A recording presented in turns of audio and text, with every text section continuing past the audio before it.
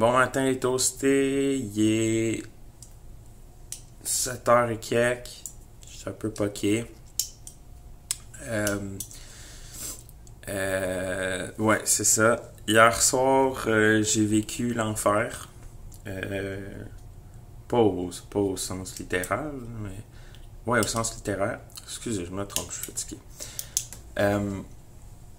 J'avais mon examen hier soir d'analyse sensorielle. Donc, mon examen consiste à prendre à recevoir en fait un produit, enfin trois produits, qui est en fait le même produit alimentaire, mais mettons, de trois marques différentes, puis les comparer. Et hier, on les compare. On va les comparer, mais sous de manière olfactive, de manière de l'apparence, de la forme, également au niveau du goût, puis la rétro-olfaction. Fait que c'est vraiment c'est vraiment un examen qui faut vraiment que tu sois concentré, que tu sois dedans, parce que c'est vraiment comme de trouver les subtilités dans chacun des produits. Et hier, pour mon examen, le produit qui avait été choisi était le chocolat noir. Pour ceux qui me connaissent un peu, mais pour ceux qui m'écoutent en ce moment et qui ne savent pas, je déteste le chocolat. Sous toutes ses formes, soit chocolat chaud, soit chocolat en poudre, soit chocolat en barre. Je déteste le goût du chocolat, tout simplement. Je sais pas pourquoi, j'ai jamais aimé ça. À part que je pleurais quand le monde me donnait des cocos, ou je faisais des chasses aux cocos, mais je les mangeais pas. Fait que j'ai vraiment jamais aimé le chocolat du tout. Puis à un tel point que j'ai des reflux gastriques, là, j'ai des gags reflex, j'ai le goût de vomir, tu sais. Ce qui fait que hier, dans mon examen, ben, je l'avais mentionné un peu au prof que ça se pouvait que ça aille pas bien. Puis, ben, ça a pas bien été. Tout le long, j'avais de l'eau dans les yeux, j'avais des sueurs, j'avais des hauts de cœur. Puis, tu sais, c'est comme je vous dis, c'est pas un examen que tu peux juste manger vite, ok, avaler. Il faut vraiment prendre le temps. Fait que je les avais longtemps dans la bouche pour commencer de faire un bon examen. J'avais des gag reflex, je faisais des de même devant tout le monde, puis il y a du monde qui se retournait en voyant me dire, voyons, qu'est-ce qui se passe avec lui? Ben, je sais pas si on peut dire cracher ou vomi, mais en tout cas, j'ai craché vomi. C'est ça que j'ai fait. Genre, j'étais juste plus capable, là, genre le chocolat durant le temps, mais j'ai réussi à faire mon examen. J'ai dit à Jean-Philippe qu'il me devait un podcast à cause de ça, parce que crème, j'ai vécu l'enfer, fait que je veux avoir j'ai droit à avoir un podcast avec lui. Puis anyway, je sais que ça serait super intéressant. Mais bref, fait que ça c'était ma journée un peu rock'n'roll de hier soir. Mais sinon, aujourd'hui, mardi, j'ai des petits trucs à travailler pour le job, pour que ce soit pour les prochains événements à venir. Puis sinon, j'ai des trucs à ramasser. En fait, il faut que je fasse une recette. Je vais faire une recette. J'ai essayé ça. C'est un curry. Un curry, mais on a un Instant Pot. Mais là, dans le fond de la recette, c'est tout dans l'Instant Pot. Fait que tu fais sauter tes légumes dans l'Instant Pot. En tout cas, je voulais essayer ça. Ben, ça a l'air c'est comme une grosse mode de Instant Pot. C'est comme le... Je sais pas si... Ouais, ça... Nous autres, on avait pris ça que sous pression. Tu sais, on voulait ça. Puis en plus, ça faisait l'option croque-pot. Fait que je me dis, c'est comme un croque-pot, c'est stéroïde. Ou en tout cas, ça cuit sous pression. Là. Je sais qu'il y a une différence. Là. Vous me l'expliquerez mieux en commentaire si vous voulez. Dites-moi ce que vous en pensez. Croque-pot versus Instant Pot. On va dire ça. Ça va être un sujet à débattre. Fait que c'est ça. Fait qu'on va faire notre journée là. Puis demain, encore travailler sûrement. Mais le soir, j'ai mon cours de podcast. avec Yann, notre dernier cours. Puis par contre, il va être un petit peu plus long. Dans le fond, ils ont envoyé un courriel disant que le cours allait commencer à 18h30 à place de 7h, puis qu'on allait finir vers autour de 21h30 ou peut-être même 10, je sais pas. Parce il veut vraiment tout couvrir là, avec nous. Fait que j'ai bien hâte d'y aller.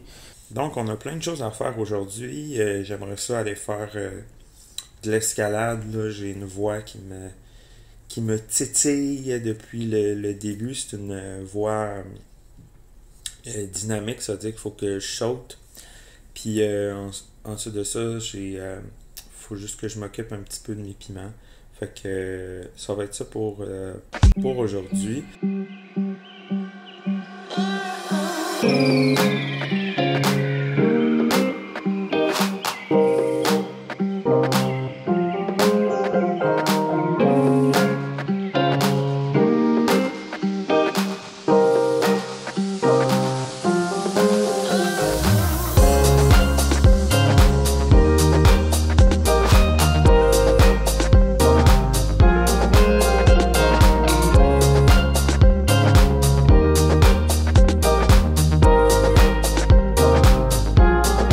Hey, on est jeudi matin.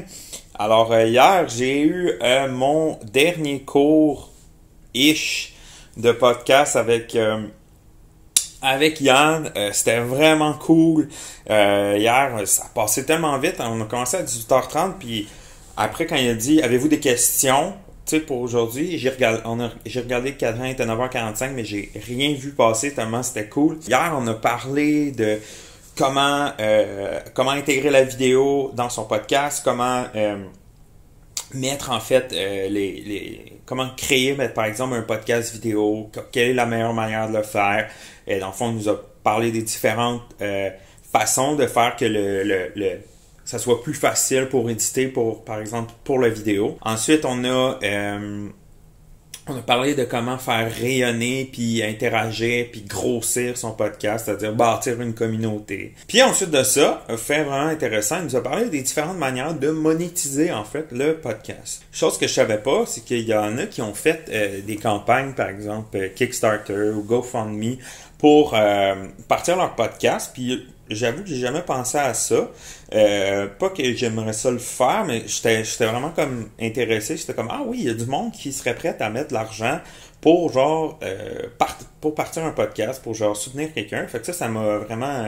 Parce que des fois, quand t'entends parler, par exemple, d'un GoFundMe, c'est souvent des causes sociales. Par exemple, je veux construire un puits au Zimbabwe, mais je savais jamais que ça se faisait en fait avec un podcast. Et ensuite, on a parlé de comment intégrer des commanditaires, par exemple, dans un podcast, notamment qu'est-ce que la vidéo offre également de plus pour les commanditaires, c'est-à-dire par exemple du visuel, comment mettre par exemple des publicités avant ou pendant ou après ta vidéo, par exemple sur Facebook ou sur Instagram. Puis, il nous a parlé de comment tu peux booster, par exemple, tes publications, mais j'ai vraiment aimé, c'est moi qui ai posé la question un peu, que sur Facebook demande, par exemple, sur une page, il demande souvent de booster ta publication, boost ta publication, boost ta publication. Puis il m'a dit en fait qu'il y avait un certain danger avec ça, justement au niveau de l'algorithme. C'est-à-dire que quand tu boostes une publication, ben souvent ce que ça va faire, c'est que ça va comme un peu baisser la portée, par exemple, de tes autres publications. C'est-à-dire que, par exemple, mes premières vidéos, de vlog, si j'ai pas boosté, ben c'est comme si, là, vu que j'ai boosté, par exemple, si par exemple je boosterais ce dernier-là, ben ça ferait comme si les autres vidéos, ben il y aurait moins de portée. Puis les futures vidéos que je ferais aurait aussi moins de portée, étant donné qu'il y en a une que j'ai payée. Fait qu'il il nous a parlé de ça, que je trouvais ça vraiment intéressant, comment ça fonctionne un peu l'algorithme de Facebook, ce qui fait qu'à la longue, si mettons, tu perds de cette portée-là, d'aller rejoindre des gens, ben, c'est sûr que t'es plus friand de vouloir acheter plus pour pouvoir en fait avoir pour rejoindre le plus de gens tout le temps, ce qui fait que tu deviens quasiment addict à toujours payer de l'argent pour rejoindre des gens. Ensuite, qu'est-ce qu'on a parlé? On a parlé un peu de, tu sais, des expériences drôles qu'il y a eu avec un commanditaire, par exemple. Yann, il a commencé à faire ça une couple d'années, que à chaque fois qu'il rote, il dit Café Vrac. Puis ça, c'est comme un commanditaire qu'il avait eu. Puis le gars, il n'a pas donné en argent, il paye en café. Puis il a juste commencé parce qu'il y avait le café qu'il faisait, Café Vrac. Fait qu'il a juste, à chaque fois qu'il rote, il dit Café Vrac. Puis là, c'est quasiment rendu, comme il expliquait, il dit que c'est quasiment rendu comme un truc de Pavlov. Tu sais, c'est qu'à chaque fois qu'il rote, quelqu'un va penser Café Vrac. Puis qu'il y a même des gens qui ont écrit pour dire que Christy, à chaque fois que je rote, je dis Café Vrac. Fait que moi, ça m'a fait vraiment, vraiment rire. Fait que tu sais, c'est des choses comme ça un peu que, tu sais, un peu think outside the box, tu sais, des trucs comme ça. Fait que c'était vraiment cool. Puis hier, en plus, durant la journée, j'ai commandé mon stock, puis je l'ai fait vérifier. J'ai commandé ma gear! J'ai commandé ma gear! Fait que la gear je l'ai commandé et, surprise, surprise, je l'ai reçu ce matin par Intelcom. C'était fou, je l'ai commandé hier, puis je l'ai reçu aujourd'hui, puis c'était même pas Prime Delivery, c'était vraiment comme une option. Là. C'était comme les gens qui vendaient les produits, ben ils disaient OK, go, je fais la livraison en une journée. Fait que j'étais vraiment content. Crime Bin, j'ai ça à vous montrer aujourd'hui pour mon vlog. Fait qu'on va faire ça tout de suite. Unboxing vidéo! Regardez-moi la taille de cette super belle boîte-là. Fait que je pense qu'il y a beaucoup de choses à l'intérieur. Fait qu'on va commencer ça tout de suite. Donc, on ouvre la boîte. Amazon. Donc, la première chose qu'on va faire, c'est prendre un petit couteau de cuisine parce que j'aime pas ça ouvrir ça avec des ciseaux. Fait que, premier truc, ok, on y va.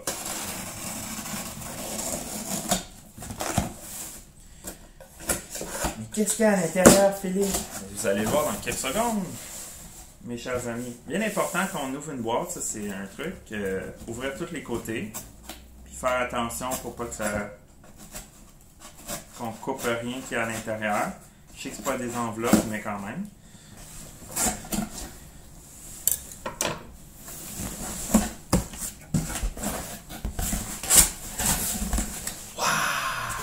Plein de papier bulle. Regardez-moi ça, un super beau foulard. Donc, première chose qu'on a en ouvrant la boîte, c'est... Regardez ça. Je vais m'amuser tout à l'heure avec ça. Première chose qu'on a, c'est des écouteurs. Et oui, des écouteurs pour qu'on puisse s'entendre quand je fais mon podcast. Puis Audio-Technica, là, ça a l'air des super bons écouteurs. Du moins, c'est ça que j'ai vu dans les reviews. Puis quand j'ai fait mon analyse de qu'est-ce qui est bon. Puis, tu sais, moi, je voulais un kit qui était pas trop cher pour commencer. Puis qui soit juste utilitaire. J'irais pas mettre un demi-million là-dessus. Fait qu'on a 2 sets d'écouteurs comme ça. Et voilà. Ensuite de ça, qu'est-ce qu'on a? Ah oui, ben en fait, pour plugger les écouteurs, on a ici une petite console, en fait, qui permet d'avoir plusieurs écouteurs branchés sur dans la console. Fait que quand mettons je vais parler, ben il va y avoir plus qu'un micro qui va plus qu'un casque d'écoute en fait qui va pouvoir être. Fait que c'est une petite bébelle grosse comme ça. C'est vraiment pas gros. Fait que tu branches ici tes écouteurs. Puis comme ça les gens peuvent écouter ce qui est dit durant le podcast. Et le dernier, finalement, que j'ai très hâte, c'est le microphone officiel du Pain sur la planche podcast. Donc, c'est le Yeti Blackout. Donc, en fait, c'est un microphone qui peut faire plusieurs choses, c'est-à-dire ça peut être juste moi qui va parler, donc qui va juste recevoir le son qui sort de ma bouche, ou sinon je peux le mettre bidirectionnel, c'est-à-dire quelqu'un en face de moi et moi. Fait que ça va être super bien pour les entrevues. Puis je peux même faire un son un petit peu plus ambiant, c'est-à-dire par exemple si j'ai 2 invités, je pourrais essayer de faire que c'est les 2 qui parlent. Donc on va l'ouvrir celle-là parce que c'est celle-là que j'ai le plus hâte de voir. Puis de vous montrer. Ah, on va prendre le couteau par contre pour ouvrir la boîte. Ah non, ok, c'est un. Ok, je pensais que c'était du tape, mais.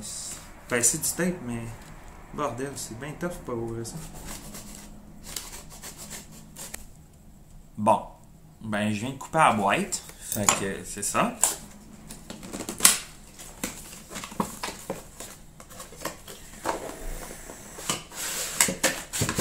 Oh. Une boîte dans une boîte. Comment ça s'ouvre, ça? Ah! Il y a un autre plastique.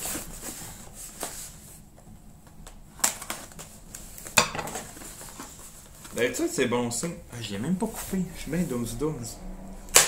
Ok. Donc, première chose, un fil. Très important. Ensuite, les instructions.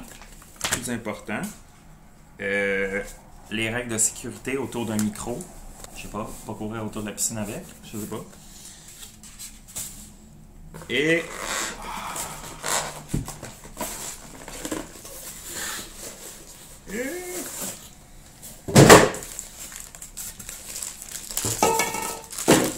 voilà le 10 micros.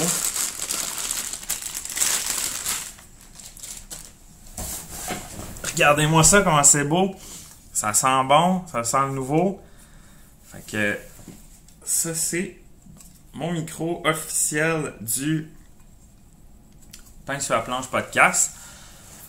Donc, c'est le Blue Yeti Blackout. Donc ici, je peux vraiment régler mon volume des écouteurs. Ça, c'est ici, je veux me muter. Ça ici, c'est comme je vous disais, les patterns que je peux utiliser. Puis ça ici, je peux ajuster le gain, par exemple, de ma voix. Vu que moi, j'ai un bon timbre de voix et tout ça. Fait que, voici le Blue Yeti Blackout. Le micro officiel du Pain sur la planche podcast. Du podcast Pain sur la planche. Fait que c'est ça, moi j'ai magasiné longtemps pour avoir, puis en fait c'est Yann qui m'a recommandé vraiment celui-là pour ce que j'allais faire, puis tu sais pour commencer, tu sais c'est sûr si ce podcast-là devient de plus en plus big ou whatever, tu sais c'est sûr ça serait tu sais peut-être qu'à un moment donné je vais en avoir un deuxième pour capter plus de son. C'est vraiment le micro que j'ai choisi pour aujourd'hui. Il est tellement beau là. Regardez-moi ça, comment c'est beau! Tabarnouche! Hein? On va-tu en faire des podcasts, vous pensez? Hein? On dirait que ça me crée une petite émotion parce que c'est comme si j'ai mon micro. Fait que tu sais, c'est comme vrai là que je vais faire ça. Tu sais, je me commit à vous autres, là. Je vais pas laisser ça chez nous, là, cette affaire-là. Fait que non, j'ai vraiment hâte. Je vais sûrement aujourd'hui, je vais jouer avec, je vais tester des affaires, je vais m'enregistrer, je sais pas moi, m'enregistrer en train de parler de comment j'aime mon dîner ou je sais pas trop quoi. Fait que, ben en fait c'était tout pour aujourd'hui. Juste vous dire, il y a un challenge qui est que j'ai vu sur Facebook, c'est à Montréal, c'est le Julian's Restaurant. Puis vous savez que j'aime vraiment beaucoup épicé. La preuve, je fais pousser des piments. Mais ils ont comme sorti un burger qui a l'air succulent. Puis c'est avec les produits Sinaï. En tout cas, puis c'est une compagnie qui fait comme de la sauce piquante, mais qui est... J'aime ça leur approche. Tu sais, c'est très, très, très gourmet. Là. Les sauces, là, c'est par exemple avec du miel, des trucs comme ça. Fait que c'est des trucs au miel. Fait que, ben, moi, je pense que ce serait intéressant. J'aurais le goût d'aller le faire. Puis c'est juste jusqu'à la fin mars, là, dans le fond, qu'on peut faire ce challenge-là. Puis dans le fond, le challenge, c'est un burger qui a un pesto au ghost pepper, qui a une mayonnaise au Reaper. Il y a un poulet frit à l'intérieur. Ou si, mettons, vous voulez une option vegan à l'intérieur, tu peux changer la boulette par quelque chose de végé, mais inquiétez-vous pas, c'est pas moins épicé pour autant. Puis par-dessus, justement, ils mettent les produits Sinaï, comme je disais. Fait que c'est comme une genre purée. Ben, ça ressemble à une purée, mais c'est peut-être une sauce, je me trompe peut-être. Mais ça avait l'air d'une purée à l'intérieur de miel et je crois que c'est du ghost pepper. Puis également, il top ça avec une salade de choux au Reaper. Fait que moi, je suis vraiment intéressé d'y goûter parce que souvent, j'ai des expériences de manger épicé, puis je suis un peu comme déçu. Comme la preuve, je sais pas si vous avez entendu parler du dernier McPoulet habanero de chez McDonald's. J'ai eu la chance d'y goûter. C'est épicé, mais c'est pas piquant. C'est comme, ben moi je trouve, tu sais, j'ai pas un kick de ça. Je trouve que c'est un bon produit pour des gens McDonald's qui recherchent un petit peu plus d'épicé plutôt que juste un McPoulet à la sauce McPoulet. Même si la sauce McPoulet c'est comme la mayonnaise. Non, c'est la sauce McPoulet, on s'entend. Fait que c'est ça, ou par exemple, tu sais, le burger nucléaire chez Belle et la Bœuf qui te font signer un release, puis tu y goûtes, puis ça goûte la sriracha, puis c'est comme du ketchup, là, pour moi, en tout cas. Tu sais, il y en a peut-être, c'est vraiment épicé, mais pour moi, je m'attends en plus. Ou tu sais, j'avais essayé également le challenge de Kinton Ramen, que c'était comme... c'était des nouilles avec un bouillon épicé, puis c'était pas épicé, c'est-à-dire que c'était piquant, certes, c'était piquant, mais c'était pas un niveau vraiment, vraiment épicé. Le bouillon était excellent, c'était balancé, il manquait juste un peu de sel par contre. Je sais pas si c'est à cause que la capsaïcine allait sur ma langue. Je sais pas si cette réaction-là thermique fait que je goûtais moins, mais je trouvais qu'il manquait de sel. Je trouvais qu'il manquait de sel dans le bouillon. Je pense que ça aurait été... c'est pas parce que c'est épicé que ça peut pas être goûteux. Du moins, ça c'est ma philosophie. C'est pour ça que des fois, je goûte des sauces piquantes, puis ça m'attriste un peu de dire ok, ben c'est juste épicé mais il n'y a pas de goût derrière. Fait que mais ça là, le challenge, le burger chez Julien's, ça a l'air vraiment prometteur parce que je trouve que à date il y a comme une bonne combinaison de qu'est-ce qui est gourmet, qu'est-ce qui est goûteux, qu'est-ce qui est gourmet avec le niveau d'épicé que je recherche dans des produits. Dites-moi en commentaire si je devrais l'essayer. Je pense que sinon ça serait super bon pour vlogger. Puis s'il y en a qui veulent venir le faire avec moi, ben on se settera une date puis on ira l'essayer puis pourrait filmer ça. Fait que c'est tout pour aujourd'hui. En fin de semaine, bien tranquille, je vais aller jouer au bowling samedi. Fait que moi d'habitude je suis bon avec les grosses quilles. Je suis pas bon avec les petites. Puis ben, on va jouer aux petites quilles, fait que ça va être atroce. Mais fait que c'est ça. Fait que ça va être tout. Ça va être tout pour aujourd'hui. Hey, merci beaucoup de m'écouter à chaque semaine. Merci pour certains de partager. Merci de m'écrire vos commentaires. C'est toujours apprécié. Vous pouvez m'écrire en tout temps sur Pain sur la planche. Soit par Instagram ou soit par Facebook, ou même vous pouvez aller sur le site de painsurlaplanche.com pour m'écrire un courriel. Si jamais vous avez des suggestions de challenge comme ça que vous pensez que je devrais faire, écrivez-le-moi en commentaire. Écoutez, moi je suis un foodies puis j'aime épicer. Puis s'il y a quelque chose que je devrais essayer, écrivez-le-moi en commentaire. Je sais que par exemple, il y a le challenge McKibbins qui me tente depuis très longtemps d'essayer. Avoir un t-shirt ou mon nom en quelque part, puis on mettra au pire pour toujours Pain sur la planche podcast sur le mur d'un des McKibbins. Fait que c'est tout pour cette semaine. Merci beaucoup d'être avec moi, puis ben on se revoit la semaine prochaine. Bye bye!